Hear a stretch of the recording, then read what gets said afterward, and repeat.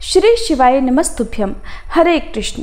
सावन मास की इस दिव्य कथा यात्रा का आज 21वां दिन है, गुरुवार, जो बृहस्पति देव, भगवान विष्णु और शिव जी के गुरु स्वरूप को समर्पित है। आज हम सभी सादर नमन करते हैं भगवान शिव के सदाशिव रूप को, जो ब्रह्मा, विष्णु और रुद्र के त्रिमूर्ति स्वरूप के सार हैं। तो आइए आज की कथा से पहले हम सभी प्रार्थना करें। हे सदाशिव, हमें ब्रह्म ज्ञान और अंतर्निहित शांति प्रदान करें, ताकि हम जीवन के भ्रमों से मुक्त होकर सच्चे मार्ग पर चल सकें। हे माँ पार्वती, हमें श्रद्धा, संयम और समर्पण की शक्ति दें, जिससे हमारी साधना फलदायक हो। हे बृहस्पति देव, हमें धर्म, विवेक और सद्गुणों से ओतप्रोत करें। हे भगवान विष्णु, हमें सर्वत्र भक्ति और करुणा का भाव बनाए रखने का आशीर्वाद दें। यदि आज व्रत, पूजा या कथा श्रवण में कोई चूक हुई हो तो कृपा करके हमें क्षमा करें और अपनी कृपा दृष्टि से हमें सदैव आशीषित रखें। आइए आज के अध्याय से पहले जानते हैं पंचांग के बारे में। आज दिनांक है 31 जुलाई और दिन है गुरुवार, और आज सावन मास के शुक्ल पक्ष की सप्तमी तिथि सुबह 2:42 से शुरू होकर अगले दिन सुबह 4:58 तक रहेगी। इसके बाद में अष्टमी तिथि प्रारंभ हो जाएगी। और आज ब्रह्म मुहूर्त का समय रहेगा सुबह 4:25 से 5:13 तक। सूर्योदय सुबह 6:01 पर, सूर्यास्त शाम 7:05 पर, और आज राहु काल दोपहर 1:30 बजे से 3 बजे तक रहेगा। आइए आज के अध्याय से पहले सुनते हैं गजेंद्र मोक्ष की कथा। प्राचीन समय की बात है। द्रविड़ देश में एक पांडव वंशी राजा राज्य करते थे, जिनका नाम था इंद्रद्युम्न। वे भगवान की आराधना में, भक्ति में ही अपना अधिकतर समय बिताया करते। यद्यपि उनके राज्य में चारों ओर सुख शांति थी, प्रजा प्रत्येक रीति से संतुष्ट थी, प्रसन्न थी, फिर भी राजा इंद्रद्युम्न अपना समय राज कार्य में बहुत ही कम दे पाते थे।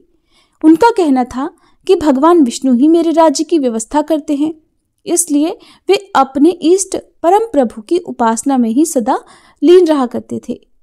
राजा इंद्रद्युम्न के मन में आराध्य आराधना की लालसा बढ़ती ही चली गई। इस कारण एक बार वे राज्य को त्याग कर मलय पर्वत पर रहने लगे।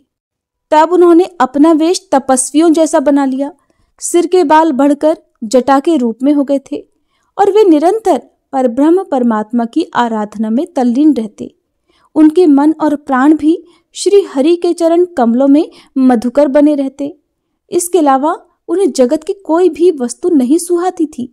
उन्हें राज, कोष, प्रजा तथा पत्नी आदि किसी प्राणी या पदार्थ की स्मृति ही नहीं होती थी, किसी की भी याद नहीं आती थी।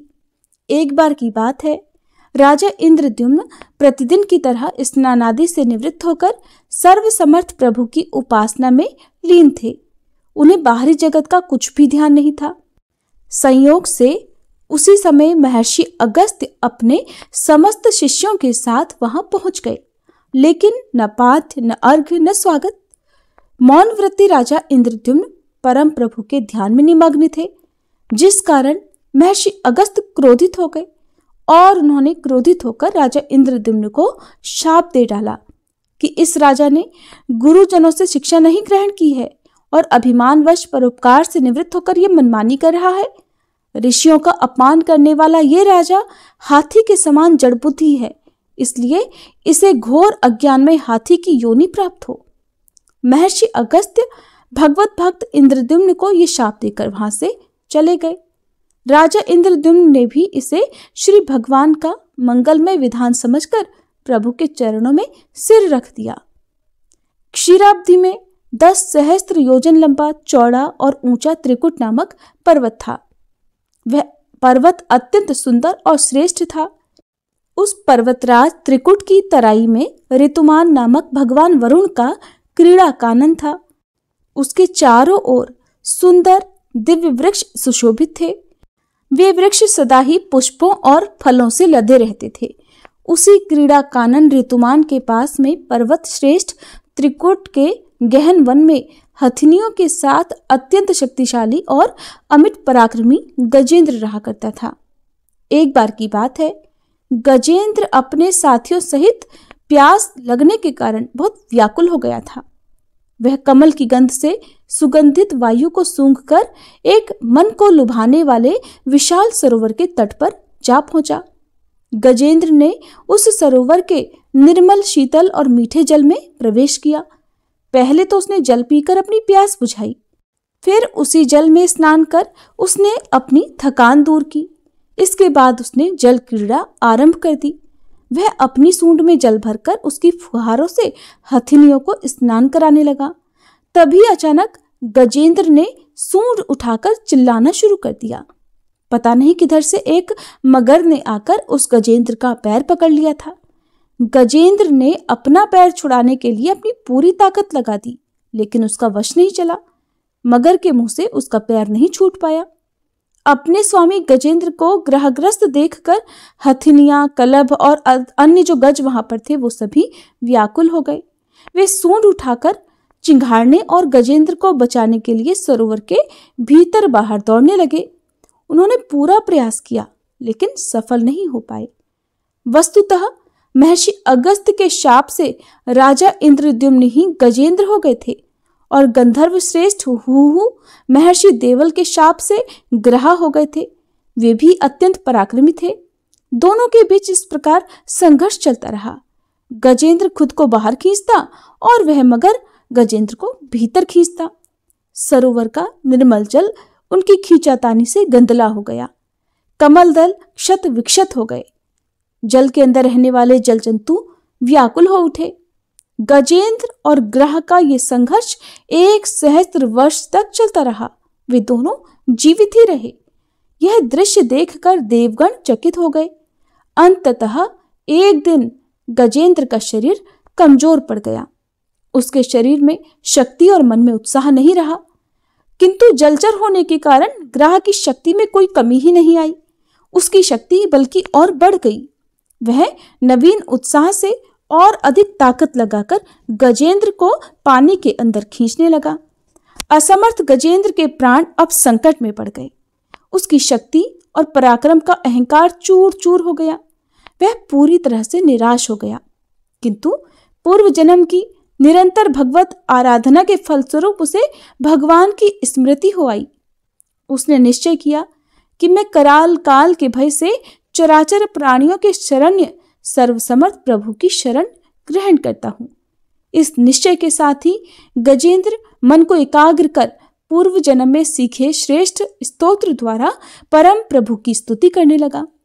गजेंद्र की स्तुति सुनकर सर्वात्मा सर्वदेव रूप भगवान विष्णु प्रकट हो गए। गजेंद्र को पीड़ित देखकर भगवान विष्णु गरुड़ पर आरूढ़ होकर अत्यंत तेजी से उस सरोवर के तट पर जा पहुंचे। जब जीवन से निराश और पीड़ा से छटपटाते गजेंद्र ने हाथ में चक्र लिए गरुड़ पर विराजमान भगवान विष्णु को तीव्रता से अपनी ओर आते देखा, तो उसने कमल का एक सुंदर पुष्प अपनी सूंड में लेकर ऊपर उठाया और बड़े कष्ट से कहा, नारायण, हे जगत गुरु, हे भगवान, आपको नमस्कार है। गजेंद्र को इस प्रकार पीड़ित देखकर भगवान विष्णु गरुड़ की पीठ से कूद पड़े और गजेंद्र के साथ उस ग्रह अर्थात मगरमच्छ को भी सरोवर से बाहर खींच लाए और तुरंत ही अपने तीक्ष्ण चक्र से ग्रह का मुंह फाड़कर गजेंद्र को मुक्त कर दिया। ब्रह्मादि देवगण भी श्री हरि की प्रशंसा करते हुए उनके ऊपर स्वर्गिक पुष्पों की वर्षा करने लगे। सिद्ध और ऋषि महर्षि परब्रह्म भगवान विष्णु का गुणगान करने लगे, जय जयकार करने लगे। ग्रह दिव्य शरीरधारी हो गया। उसने श्री विष्णु के चरणों में सिर रखकर प्रणाम किया और भगवान विष्णु के गुणों की प्रशंसा करने लगा। भगवान विष्णु के मंगलमय वरद हस्त के स्पर्श से पाप मुक्त होकर अभिशप्त हुहु गंधर्व ने प्रभु की परिक्रमा की और उनके त्रैलोक्य वंदित चरण कमलों में प्रणाम कर वह अपने लोक को चला गया। भगवान विष्णु ने गजेंद्र का उद्धार कर उसे अपना पार्षद बना लिया। गंधर्व, सिद्ध और देवगण उनकी लीला का गान करने लगे। गजेंद्र की स्तुति से प्रसन्न होकर भगवान विष्णु ने सबके समक्ष कहा, प्यारे गजेंद्र, जो लोग ब्रह्म मुहूर्त में उठकर तुम्हारी की हुई स्तुति से मेरा स्तवन करेंगे, उन्हें मैं मृत्यु के समय निर्मल बुद्धि का दान करूंगा। ऐसा कहकर भगवान विष्णु ने पार्षद रूप में गजेंद्र को साथ लिया और गरुड़ पर आरूढ़ होकर वे अपने दिव्य धाम को चले गए। प्रेम से बोलिए श्री विष्णु भगवान की जय। अब सुनिए आज का महात्म्य। आज के सावन मास महात्म्य में आप सुनेंगे भगवान शिव के द्वारा सुनाए जाने वाले पराई वस्तु के अपहरण और प्रतिग्रह के दोष के बारे में। साथ ही आप जानेंगे उत्तम अधम जन्म, व्यर्थ और सफल दान क्या होता है, सुपात्र के लक्षण क्या होते हैं और विद्या एकादशी के दोष क्या होते हैं और द्रव्या भाव में श्राद्ध की क्या विधि होनी चाहिए, इसका विस्तार पूर्वक वर्णन। भगवान शिव देवी पार्वती को श्राद्ध की विधि के बारे में बता रहे हैं। आगे बताते हुए महादेव जी कहते हैं कि जो मनुष्य अमावस्या को दूसरे का अन्न खाता है उसका महीने भर का किया हुआ पुण्य अन्नदाता को मिल जाता है। अयनारंभ के दिन दूसरे के घर का अन्न खाए तो 6 महीने का और विषुव काल में दूसरों के घर का भोजन करने पर 3 मास का पुण्य चला जाता है। अगर चंद्र ग्रहण और सूर्य ग्रहण के अवसर पर मनुष्य भोजन करे तो 12 वर्षों से एकत्र किया हुआ सब पुण्य नष्ट हो जाता है। संक्रांति के दिन दूसरे का अन्न ग्रहण करने पर महीने भर से अधिक समय का पुण्य चला जाता है।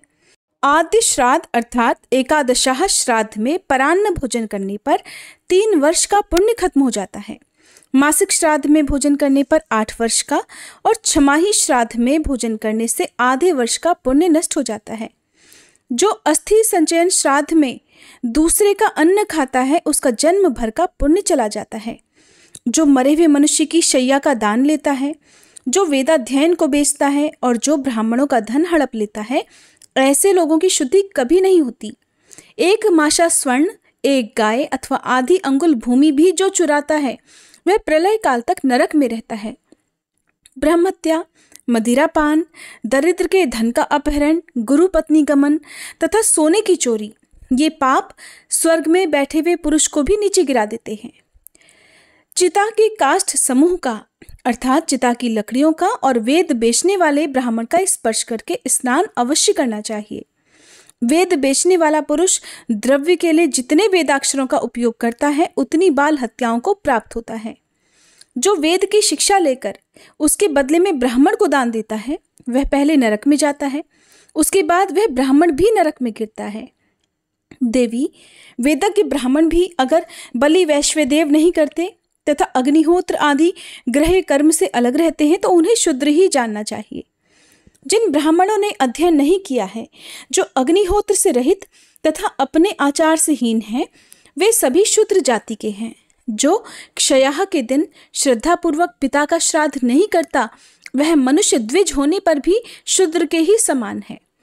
जो ब्राह्मण मृतक श्राद्ध, सूर्य ग्रहण, चंद्र ग्रहण, गजत छाया और सूतक में भोजन करता है उसके साथ शूद्रोचित बर्ताव करे। ब्रह्मचारी, सन्यासी, शिल्पी तथा यज्ञ दीक्षित पुरुष को और यज्ञ, विवाह तथा सत्र में कभी सूतक नहीं लगता। शिल्पी, नट, दूत, सूदखोर ब्राह्मणों के साथ शूद्रोचित व्यवहार करना चाहिए। जो निषिद्ध कर्मों में संलग्न, पाखंडी, दुष्पापी, दुष्कर्मी और पापाचारी हो वह ब्राह्मण शूद्र के समान माना गया है। बिना स्नान किए भोजन करने वाला विष्ठा भोजन करता है। बिना जप किए खाने वाला पीप और रक्त खाता है। बिना हवन किए आहार करने वाला कीड़े खाता है और देवता, अतिथि आदि को दिए बिना भोजन करने वाला पुरुष मानो मदिरा पीता है। राजा का अन्न तेज हर लेता है, शूद्र का अन्न ब्रह्म तेज को नष्ट कर देता है और सुनार का अन्न आयु ले लेता है। कारीगर का अन्न संतान का नाश करता है, धोबी का अन्न बल को क्षीर्ण करता है। किसी समूह या संस्था का अन्न तथा वेश्या का अन्न स्वर्ग आदि पुण्य फलों को नष्ट कर देता है। वैद्य का अन्न पीप, व्यभिचारी स्त्री का अन्न वीर्य, अधिक ब्याज लेने वाले का विष्ठा और हथियार बेचने वाले का अन्न मल के समान त्याज्य है। ब्राह्मण मांस, लाख और नमक बेचने से तत्काल पतित हो जाता है और दूध बेचने से 3 दिन में शूद्र के समान हो जाता है। रस को रस से बदलना चाहिए किंतु रस देकर नमक नहीं लेना चाहिए। पके अन्न को कच्चे अन्न से बदला जा सकता है। तिल को उसी के बराबर धान्य से बदलना चाहिए। जो ब्राह्मण तिलों से भोजन, उपटन और दान से अलग कोई दूसरा व्यापार आदि कर्म करता है वह कीड़ा होकर अपने पितरों के साथ कुत्ते की विष्ठा में डूबता है। पुआ, सोना, गऊ, घोड़ा, पृथ्वी और तिल का दान लेने वाला ब्राह्मण अगर विद्वान न हो तो उसे ग्रहण करके काष्ठ की भांति जल जाता है। दान में लिया हुआ स्वर्ण, आयु का तथा रत्न अपने शरीर, पुत्र, पौत्र, प्रपौत्र, दौहित्र तथा कुल में होने वाले अन्य पुरुषों का नाश कर देता है। 5 योजन के भीतर भी अगर अपने गुरु का आगमन सुनाई पड़े तो उनकी उपेक्षा कभी ना करे। मनुष्य सदा सत्पात्र को ही दान दे। जो कहीं दान दिया जाता हुआ देखकर लोभवश उसे मांगने लगे तो विद्वान पुरुष उसे दान ना दे, क्योंकि लोलुपता या चपलता अच्छी नहीं होती। देवी, अगर ब्राह्मण रस का विक्रय त्याग दे तो उसे सौभाग्य की प्राप्ति होती है। मांस का त्याग करने से संतान की आयु बढ़ती है। चीर और वल्कल धारण करने से वस्त्र और आभूषण प्राप्त होते हैं। सच बोलने से मनुष्य स्वर्ग में क्रीड़ा करता है। अहिंसा धर्म के पालन से आरोग्य और दान देने से यश की प्राप्ति होती है। ब्राह्मण की सेवा करने से राज्य तथा द्विजत्व प्राप्त होते हैं। देवताओं की सेवा से मनुष्य दिव्य रूप पाता है और अन्नदान से संपूर्ण अभीष्ट भोगों की प्राप्ति हो जाती है। महादेव जी कहते हैं, देवी, 4 प्रकार के जन्म और 16 प्रकार के दान व्यर्थ हैं तथा 4 प्रकार के जन्म उत्तम और 16 प्रकार के दान महादान माने गए हैं। अब इनका भी विवरण सुनो। पहला, कुपुत्रों का जन्म व्यर्थ है। दूसरा, जो धर्म से बहिष्कृत हैं। तीसरा, जो परदेश में जाते हैं। तथा चौथा, जो सदा पर स्त्रियों में आसक्त रहते हैं, उनका जन्म भी व्यर्थ है। अब 16 व्यर्थ दानों के बारे में सुनो। पहला, जो दूसरे के यहाँ भोजन करते हैं। दूसरा, पर स्त्री लंपट हैं, उनको दिया हुआ दान व्यर्थ है। तीसरा, एक बार देने से इनकार करके फिर जो दान दिया जाता है वह भी व्यर्थ है। चौथा, आरूढ़ पतित अर्थात सन्यासी होकर फिर गृहस्थ होने वाले को दिया हुआ दान तथा अन्यायोपार्जित धन का दान भी व्यर्थ है। छठा, ब्रह्मत्यारे। 7वां पतित। 8वां चोर। 9वां गुरु को प्रसन्न न रखने वाले। 10वां कृतघ्न। 11वां ग्राम पुरोहित। 12वां अधम ब्राह्मण। 13वां शुद्रा स्त्री से संबंध रखने वाले ब्राह्मण। 14वां वेद विक्रेता। 15वां जिसकी स्त्री का किसी जार पुरुष से संबंध हो गया हो। तथा 16वां जो स्त्री के अधीन रहता हो। ऐसे ब्राह्मणों को दिए हुए दान सदा असफल रहते हैं। इस तरह ये 16 प्रकार के दान व्यर्थ हैं। अब देवी, जिनका जन्म उत्तम है उनका परिचय भी सुनो। पहला, जो अपने माता पिता के उत्तम पुत्र हैं। दूसरा, जो सदा धर्म में तत्पर रहते हैं। तीसरा, परदेश में नहीं जाते। चौथा, पराई स्त्रियों से विमुख रहते हैं। इन 4 प्रकार के मानवों का जन्म श्रेष्ठ है। अब दान के बारे में सुनो जो दान सफल माने गए हैं। पहला, गऊ। दूसरा, स्वर्ण। तीसरा, चांदी। चौथा, रत्न। 5वां विद्या। 6ठा तिल। 7वां कन्या। 8वां हाथी। 9वां घोड़ा। 10वां शैया। 11वां वस्त्र। 12वां भूमि। 13वां अन्न। 14वां दूध। 15वां छत्र तथा 16वां आवश्यक सामग्रियों सहित ग्रह। इन 16 प्रकार की वस्तुओं के दान को महादान कहते हैं। इसलिए हे पार्वती, शठता छोड़कर श्रद्धा और विधि के साथ उत्तम देश में, उत्तम काल में और उत्तम पात्र को न्यायोपार्जित अर्थात न्याय के द्वारा अर्जित किया हुआ धन का ही दान देना चाहिए। जो वेदाध्ययन से संपन्न, योगनिष्ठ, शांत, पुराण का ज्ञाता, पाप से डरने वाला, स्त्रियों के प्रति क्षमा भाव रखने वाला, धर्मात्मा, गौओं को आश्रय देने वाला तथा सदाचार से युक्त हो, उसी को दान का उत्तम पात्र कहते हैं। सत्य, इंद्रिय संयम, तप, शौच, संतोष, ईर्ष्या का ना होना, सरलता, ज्ञान, मन, संयम, दया और दान, ये सद्गुण ही सुपात्र के लक्षण हैं।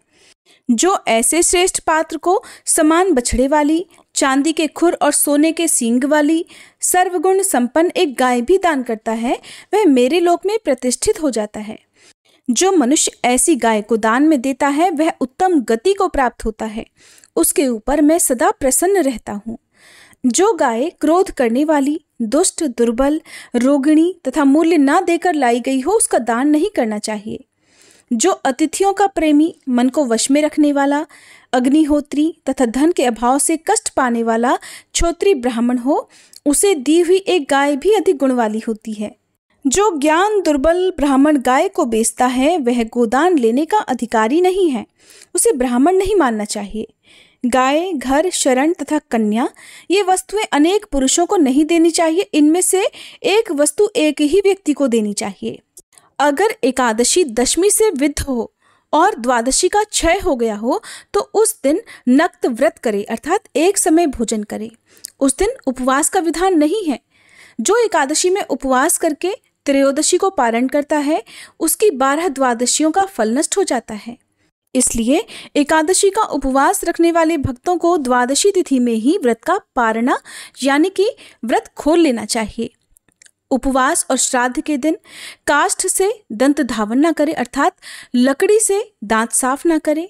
दर्श, पौर्णमास तथा पिता का वार्षिक श्राद्ध पूर्व विद्या तिथि में ही करना चाहिए। जो ऐसा नहीं करता वह नरक में पड़ता है, उसकी संतान की हानि बताई गई है और वह दुर्भाग्य को प्राप्त होता है। द्रव्य अर्थात धन के अभाव में एक ही ब्राह्मण के द्वारा 6 पिंड वाला श्राद्ध करे। उसमें पिता आदि के लिए 6 अर्घ स्थापित करके उन्हें विधि पूर्वक निवेदन करे। ब्राह्मण के हाथ में जो अन्न जाता है उसे पिता भोजन करते हैं, मुख में पितामह खाते हैं, तालु भाग में स्थित होकर प्रपितामह उस अन्न को ग्रहण करते हैं। ब्राह्मण के कंठ में मातामह, हृदय में प्रमातामह और नाभि में वृद्ध प्रमातामह स्थित होकर इस अन्न को ग्रहण करते हैं। ब्राह्मण अगर ना मिले तो कुश का ब्राह्मण बनाकर रखें और उसके सन्निधान में यानी कि उसके सामीप्य में ही श्राद्ध कार्य पूर्ण करें। देवी, ये सभी पुराणों से उनका सार निकालकर कहा गया है। जो नास्तिक, चुगलखोर और वेदों का निंदक हो उसे कभी भी इसका उपदेश नहीं देना चाहिए। जय भोलेनाथ। आज का अध्याय समाप्त हुआ। अगले अध्याय में आप गौतम मुनि और प्रेत के संवाद के बारे में तथा प्रेतों के उद्धार और प्रेत तीर्थ की उत्पत्ति किस प्रकार हुई इसका वर्णन सुनेंगे। अब सुनिए शिव चालीसा पाठ। जय गणेश गिरिजा सुवन मंगल मूल सुजान, कहत अयोध्या दास तुम देहु अभय वरदान। जय गिरिजापति दीन दयाला, सदा करत संतन प्रतिपाला। भाल चंद्रमा सोहत नीके, कानन कुंडल नाग फनीके। अंग गौर शिर गंग बहाए, मुंड माल तन क्षार लगाए। वस्त्र खाल बाघांबर सोहे, छवि को देखी नाग मन मोहे। मैना मातु की हवे दुलारी, वाम अंग सोहत छवि न्यारी। कर त्रिशूल सोहत छवि भारी, करत सदा शत्रुन क्षयकारी। नंदी गणेश सोहित है कैसे, सागर मध्य कमल है जैसे। कार्तिक श्याम और गणराऊ, या छवि को कही जात न काऊ। देवन जब ही जाय पुकारा, तब ही दुख प्रभु आप निवारा। किया उपद्रव तारक भारी, देवन सब मिली तुम ही जुहारी। तुरत षडानन आप पठायऊ, लव निमेष मह मारी गिरायऊ।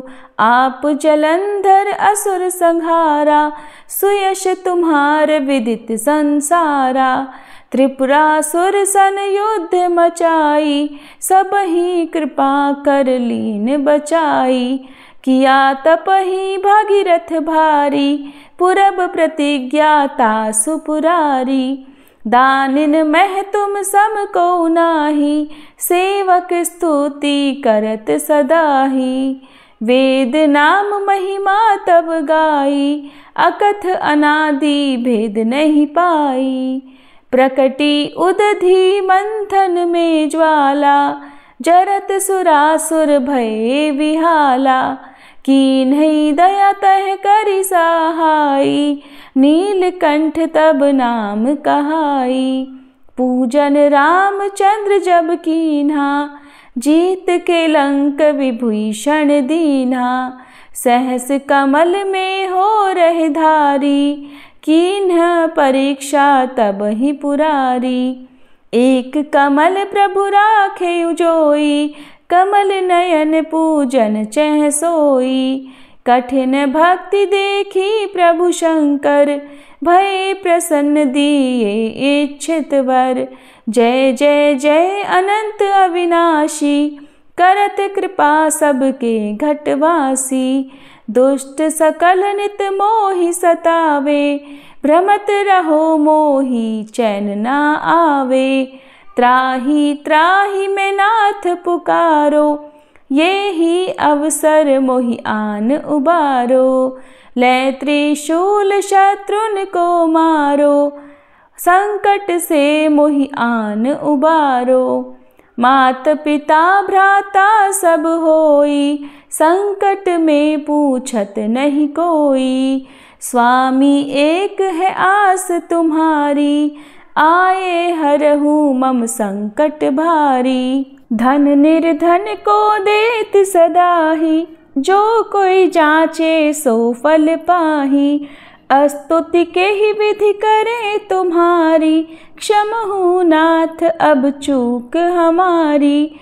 शंकर हो संकट के नाशन, मंगल कारण विघ्न विनाशन। योगी यति मुनि ध्यान लगावे, शारद नारद शीश नवावे। नमो नमो जय नमः शिवाय, सुर ब्रह्मादिक पार न पाए। जो यह पाठ करे मन लाई, तापर होत है शंभु सहाई। ऋनिया जो कोई हो अधिकारी, पाठ करे सो पावन हारी। पुत्र होन कर इच्छा जोई, निश्चय शिव प्रसाद ते ही होई। पंडित त्रयोदशी को लावे, ध्यान पूर्वक होम करावे। त्रयोदशी व्रत करे हमेशा, ताके तन नहीं रहे कलेशा। धूप दीप नैवेद्य चढ़ावे, शंकर सम्मुख पाठ सुनावे। जन्म जन्म के पाप नसावे, अंत धाम शिवपुर में पावे। कहे अयोध्या दास आस तुम्हारी, जानी सकल दुख हरहु हमारी। नित नेम कर प्रातः ही पाठ करो चालीसा, तुम मेरी मनोकामना पूर्ण करो जगदीश। मगसर छठी हेमंत ऋतु संवत 64 जान, स्तुति चालीसा शिव ही पूर्ण कीन कल्याण। हर हर महादेव। ओम जय शिव ओमकारा, स्वामी जय शिव ओमकारा। ब्रह्मा विष्णु सदा शिव, ब्रह्मा विष्णु सदा शिव, अर्धांगी धारा। ओम जय शिव ओमकारा। एकानन चतुरानन पंचानन राजे, स्वामी पंचानन राजे। हंसासन गरुड़ासन, वृषवाहन साजे। ओम जय शिव ओमकारा। दो भुज चारु चतुर्भुज, 10 भुज अति सोहे, स्वामी 10 भुज अति सोहे। त्रिगुण रूप निरखता, त्रिभुवन जन मोहे। ओम जय शिव ओमकारा। अक्षमाला वनमाला, मुंडमाला धारी, स्वामी मुंडमाला धारी। चंदन मृग मद सोहे, भाले शशिधारी। ओम जय शिव ओमकारा। श्वेतांबर पीतांबर, बाघांबर अंगे, स्वामी बाघांबर अंगे। सनकादिक गरुड़ादिक, भूतादिक संगे। ओम जय शिव ओमकारा। कर के मध्य कमंडल, चक्र त्रिशूलधारी, स्वामी चक्र त्रिशूलधारी। सुखकारी दुखहारी, जग पालनकारी। ओम जय शिव ओमकारा। ब्रह्मा विष्णु सदा शिव जानत अविवेका, स्वामी जानत अविवेका। प्रणवाक्षर में शोभित ये तीनों एका, ओम जय शिव ओमकारा। त्रिगुण स्वामी जी की आरती जो कोई नर गावे, स्वामी जो कोई नर गावे। कहत शिवानंद स्वामी रटत भोलानंद स्वामी, सुख संपत्ति पावे। ओम जय शिव ओमकारा, ओम जय शिव ओमकारा। स्वामी जय शिव ओमकारा। ब्रह्मा विष्णु सदा शिव अर्धांगी धारा, ओम जय शिव ओमकारा।